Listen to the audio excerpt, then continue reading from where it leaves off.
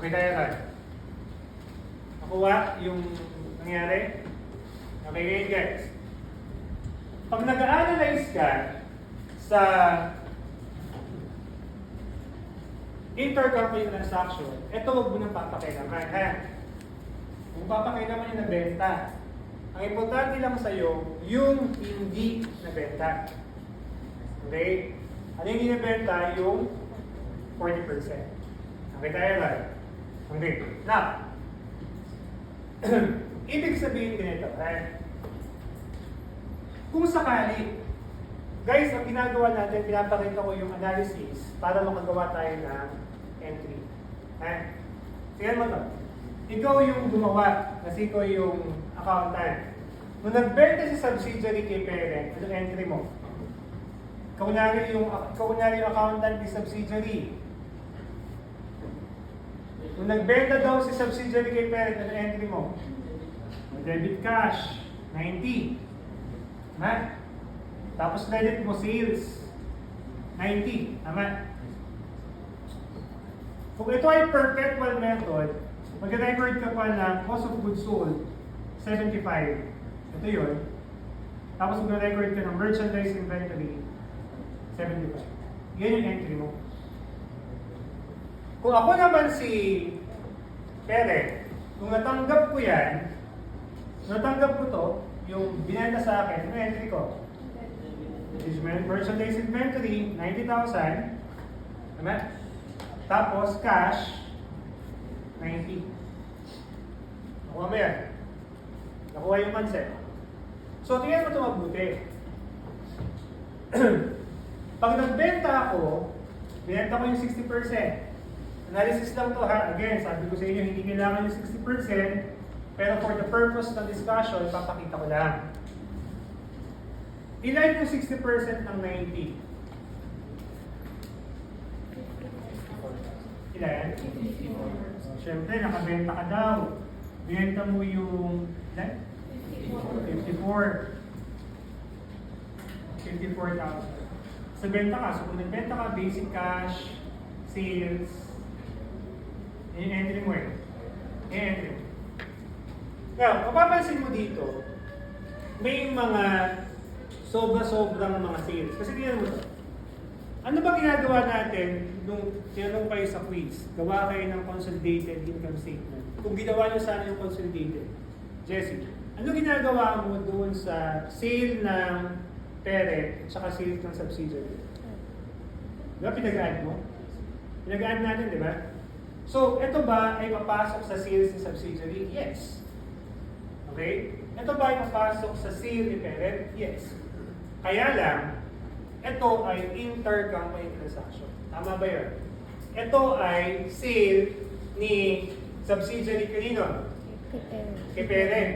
So parang ang nangyayari, binibentahan ni subsidiary yung sarili niya, ay binibentahan nakakatanggap si parent ng sale galing kay subsidiary. Parang siya rin yun, di ba? So dapat ito yung tanggalin mo. Nakita mo to? Ito ay intercompany sale. Natanggalin mo yan. Yan yung una kong tatanggalin. So, debit ko yan o credit ko para matanggal? Ilan? Debit ko sales. Magkano? 90. Okay. Now,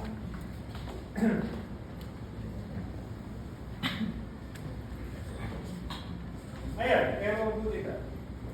So, nagkaroon ko sa sales. Okay, walang problema dyan. Nagkaroon ng merchandise inventory. Okay? Ano nangyari dito? Yan mo ito. Alam mo ha, napakita ko lang sa'yo parang maliwanagan na meron setup na kailangan mo eliminate. Meron, kunwari may balance. May value yan ha, kunwari.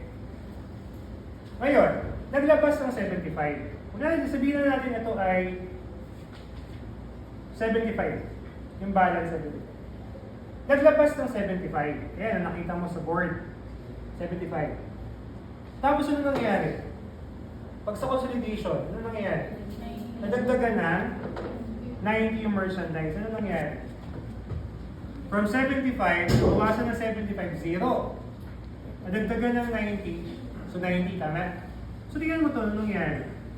Parang binentahan ko yung sarili ko Tapos yung value ng inventory from 75 naging 90. Parang ganito guys. Kunyari meron akong, ito. Yan ang value nito, 75. Binentahan ko si Jessie. Eh si Jessie, ako to. Ako din to. Binentahan ko si Jessie, nawala na ako ng 75. Si Jessie nagkaroon ng 75. Eh pero magkasama kami, magkano yung value nito? 90. Tama bang 90? Eh kami parehas lang kami. Hindi, di ba? Ibig sabihin may sobra. Magkano yung sobra? 15,000. Ito yun. Yung 15,000 na markup. Tama ba yun? Yan yung tatanggalin mo. Okay? Magkano yung tatanggalin mo dyan? Di ba ito? Tuloy ko na ito ha, patang simplihan lang natin. Di ba itong 15,000, yung markup, ito ha, yung markup, yan ay, ito, yan ay nabenta, yan ay natira. Ano sabi ko sa inyo kanina sa analysis? Huwag mong intindihin ng ano?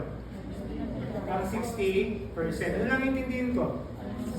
Yung unsold. Ilan yung 15% ng unsold?